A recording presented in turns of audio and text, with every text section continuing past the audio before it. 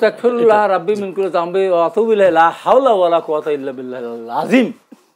আমি আমার কর্মী সমাবের ঘরের মধ্যে জি ব্যানার টানানো আছে। আমাদের পাবনা 2 এর প্রার্থী ছিলেন হাসান জাবেদ তুহিন, তাকে চেয়ারম্যান সাহেব 3 এ পাঠিয়েছেন। আমি জেলা আহ্বায়ক, আমাকে বললেন ওকে 3 দিয়ে আমরা নির্বাচন করাই। ওখানে দেখি একজন স্বতন্ত্রভাবে ভোট চেয়ে বেড়াচ্ছে, ধানের শীষে ভোট দেয়, রাজা ভাইয়ের সালামেন। আমি ওকে দেখা এই রাজা তুই এগুলো করতে চেয়ারম্যান সাহেব তো বলে দিচ্ছে প্রধান ইলেকশন করার জন্য। না ভাই না ভাই ঠিক আছে, ইলেকশন করতে চারো, ভোট কিন্তু ধানের শীষে তুহিনকে দেওয়া লাগবে। পরে আমার ব্যানার টানা সম্বর্ধনা অনুষ্ঠান ছিল, সেখানে আমি আমার নেতা কর্মীদের ভালো করে শোনেন, দেশবাসী শোনেন, আমার নেতা কর্মীদেরকে আমি বললাম যে এত বছর পরে একটা নির্বাচন হবে, যে নির্বাচনে মানুষ ভোট দিতে পারবে, আমরা ভোট দিতে পারবো। ঘর ছাড়া ছিলাম, বাড়ি ছাড়া ছিলাম, পুকুর ঘাট হাট সব বেদখল ছিল।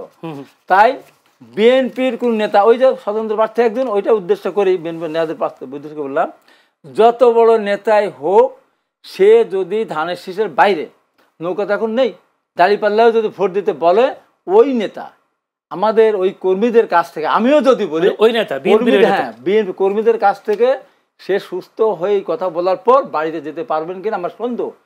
আমি তো নৌকা দাঁড়িপাল্লা ভোট দিলে তার হাত ভাঙো ঠ্যাং ভাঙো বলি নাই, আমি কি জনগণকেও বললাম দাঁড়িপাল্লা ভোট দেন না। এটা কত বড় মিথ্যা কথা মাসুদ এটা দেখাচ্ছে, এত মিথ্যা কথা বলতে পারে, এটা দেখাচ্ছে। আমি বলেছি আমার কর্মীদেরকে, আমার নেতাদেরকে সতর্ক করেছি যে তারেক রহমান তাকে নমিনেশন দিয়েছে, সে পাবনা 3 এসে তার বাড়ি থেকে 70 মাইল দূরে, সে এখানে নির্বাচন করতে দলের সিদ্ধান্ত মেনে তোমরা তার বিরুদ্ধে করো না।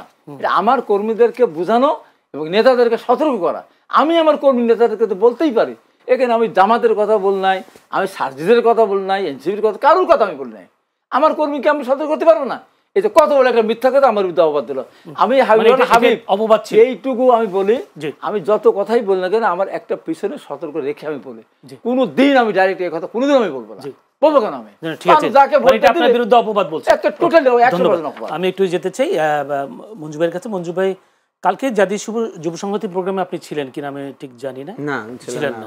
সেখানে নাহিদ ইসলাম বলেছেন যে আমরা সবাই নির্বাচন চাই, কিন্তু পরিবর্তনের মধ্যে দিয়ে যেতে হবে, জাতীয় ঐক্য ধরে রাখা না গেলে, দেশকে স্থিতিশীল রাখা না গেলে আরেকটি 1-11 আসবে। আপনি আমার বাংলাদেশ পার্টির চেয়ারম্যান মুজিবুর রহমান মঞ্জু বলেছেন, রাজনৈতিক দলগুলোর মধ্যে সমঝোতা না হলে বিভেদ অনৈক্য জনিত ভুল অব্যাহত থাকে, দেশ অনিবার্যভাবে 1-11-এর দিকে যাবে। সেটা 5 আগস্ট আপনি বলেছিলেন। উপদেষ্টা মাহফুজ আলমও 1-11-এর সম্ভাবনার কথা বলেছেন। বিএনপি মহাসচিব মির্জা ফখরুল ইসলাম আলমগীর একদিন সে 1-11-এর কথা বলেছেন। গণ অধিকার পরিষদের সভাপতি নুরুল হক নুরও তার একটা বক্তব্যে একই কথা বলছেন। সবগুলো রাজনৈতিক নেতাদের বক্তব্যে 1-11-এর আশঙ্কা কেন?